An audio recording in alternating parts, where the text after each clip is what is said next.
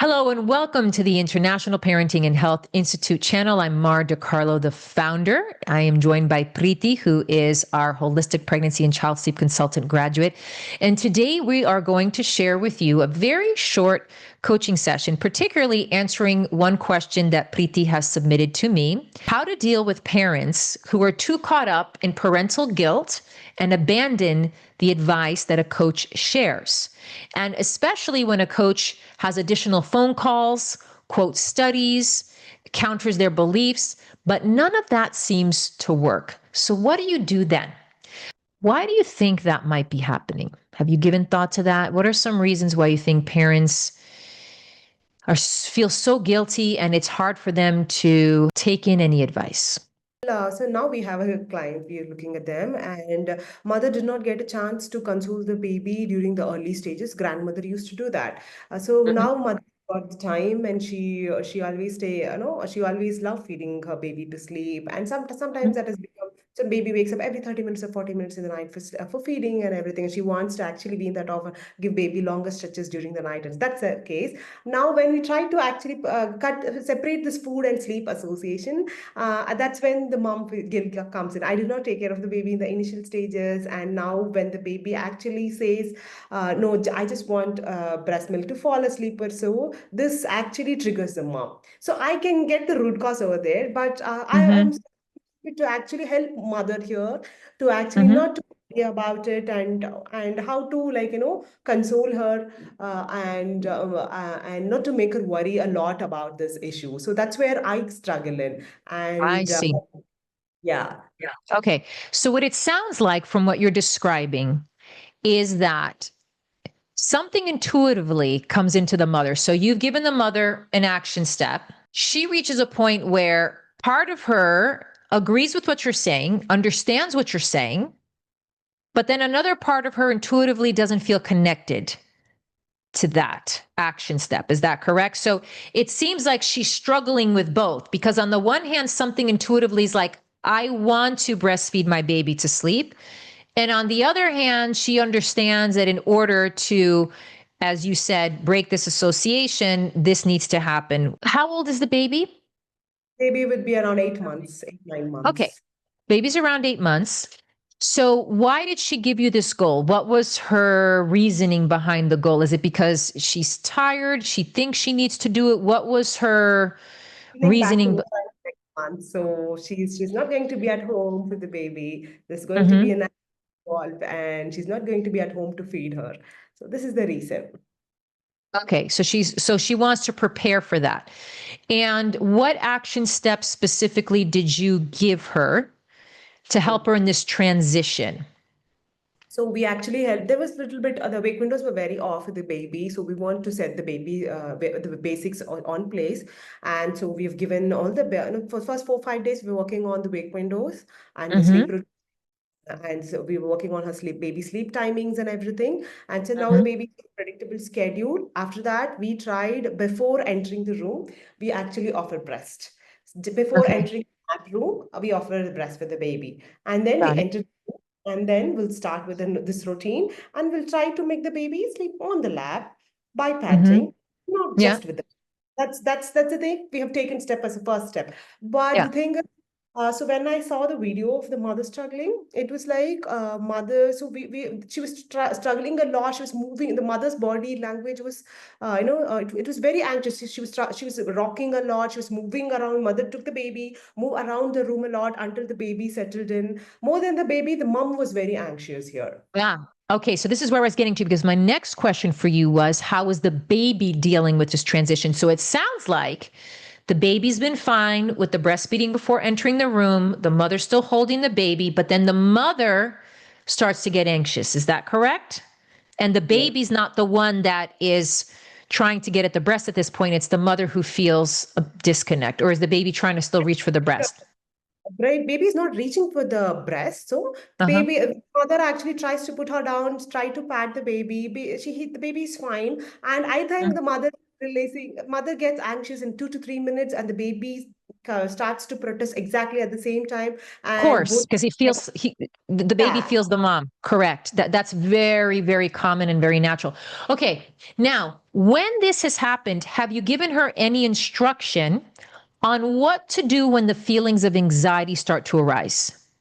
We have asked her to stay put. Before entering the room, we have asked her to take her 2 minutes of arriving and settling there. Just breathe in, breathe out for two Right. minutes, calm yourself down before entering in. That's what we Yeah. have suggested. Also, I asked her not to move around a lot, sit, stay put, and no, don't panic or so. We have always suggested to her to have a inhale for a count of two and exhale for a count of two until she settles in before she attends the baby, before she Mm-hmm. acts baby. Give a time for yourself, regulate your emotions first, and then go attend the baby. This is what I'm trying to give. But what happens here is, like, as soon as she sees the baby is struggling a little bit, she gets nervous and anxious and Mm-hmm. thinks different direction. She doesn't have that time to actually sit and relax, or she doesn't have that mind space to do that at all.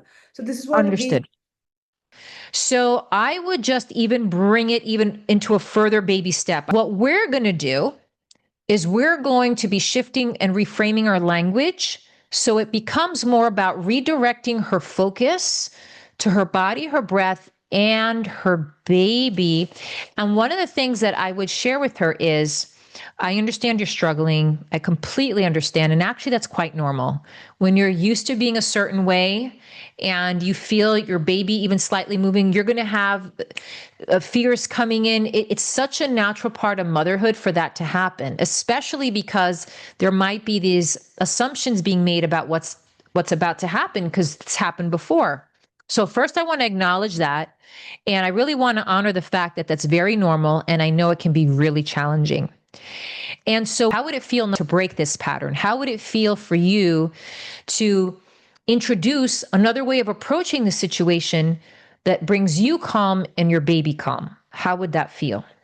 So then, when she says yes, what we're going to do, because you and your baby are one. Whatever you're feeling, your baby's feeling. Whatever your baby's feeling, you're feeling. You're so connected. And you hold such a strong, powerful container. So you've already prepared before you enter the room. Now, as you watch your baby's going to start to move or shift a little bit. A fear is going to arise. You could actually do a little preparation in your session. She could do this with you. Let's visualize and pretend for a moment your baby starts to shift and move. As soon as that happens, begin feeling your body, feeling the fear, and slowing down your breath just for a short moment. Now, let's say she tries it and then 2 seconds later, she still attends to her baby. The fact is, she tried it. The fact is, she put in a little bit of space where before she had no space.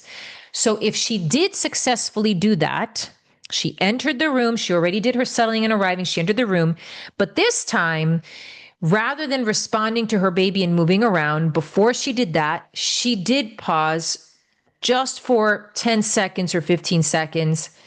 She did her best to feel her body, her breath, feel her baby. Even if it's for 10 or 15 seconds and then she moved again, I would say, you did it. Congratulations. You started breaking the pattern. Next time, let's do it for 20 seconds. That's where I start to work. I really start to just come on in the smallest way, like even we do with a baby, and then expanding that. And then she'll get stronger in that. So it's finding that little window where she can, even for 5 seconds, 10 seconds, 15 seconds, feel it, feel the anxiety, feel the fear. Don't resist it, because if you resist it, even though it feels counterintuitive, if you resist it, it actually gets stronger. If you welcome it in, you say, okay, I'm feeling fear. I'm feeling anxiety. You recognize what it is. And that awareness of what you're feeling, welcoming that feeling in, the feeling doesn't take over you in the same way when you resist it. So I always have my clients feel and identify what they're feeling. Then add that little pause. If they're able to do that, congratulations, and then build from there. Now, is that something that you've tried? I've theoretically, I think I have mentioned this, but not the way you have explained this to me right now. I Okay. think it's more powerful and more effective, I would say, whatever you explained to me. I think the way I explained, I think I will do the same. Like however you explain these things to me, I can walk her through. I can guide her in the same way, and I think I will try this, and I know I will Yes. how this is actually working with them and everything. Yeah. That's one of the most empowering things that any human being can learn, and especially parents, is that there's so many triggers that can come up at any given time. And if we take the opportunity to face the trigger, we can name it, we can feel it, we're not resisting it, we're literally facing it head on. That is so empowering.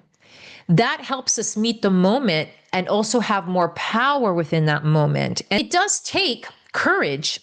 It takes curiosity. And you know what? It takes compassion. You know, when you mention guilt, I will definitely say that parents sometimes feel so guilty. Maybe they sleep trained their first child and they felt, oh, now I know a holistic way. Why did I do that? And, you know, I always say to families, what you've done as a parent is what you've known best. You've only done what you've known to do. So you can't beat yourself up and fault yourself for something you didn't know. At that time, sleep training, which, you know, for what it's worth, even though it's not the most advanced, like the most updated version, I would say, of how to attend these days to child sleep, it is a way, and it has helped many people, and it has its value. What I always say, it's outdated. And the reason I say that is because a holistic way of working just includes so much more, right? There's a lot of limitations with sleep training. So you can't fault yourself for something you didn't know. It's not fair to fault yourself and to beat yourself up for something you didn't know. And same with your triggers. You know, your triggers have come from your upbringing, comes from your ancestry. I mean, it's passed along, and you've been on the receiving end of these patterns. And so when you notice a trigger coming up, it's also important to be very compassionate with yourself and not fault yourself for feeling anxious or feeling fear or even feeling angry. These are normal emotions that arise when patterns that have been going on for a long time haven't been met, haven't been faced. And now you have the opportunity to do so. But when you do so, you really want to honor that you're human, that this is part of your journey of evolving. And when you do so, then you're able to also get to a state where the guilt and the blame for yourself, anything that you might be holding on to, begins to release as well. Right, right. This is a very nice insight that I've got. I think I'll try this, and I'll actually give you my feedback once Yes, I do. I look forward to it. I look forward to it so much. And, you know, there's so much power in those small shifts. Yeah, Oftentimes we think it's these big, grandiose changes we need to make, and there's a place for them. There's always a place for big changes. And usually, you know, if it's in an emergency situation, if someone falls down and breaks a leg, they need to go to the hospital, right? If someone splits something open, they need to get surgery. I mean, extreme situations require extreme measures. But most times when it comes to child and adult sleep, extreme measures are not necessary. Usually what's happening is that there's these small shifts that can happen in our everyday life. And if we pay attention to them and we honor them, the big changes will come out of them.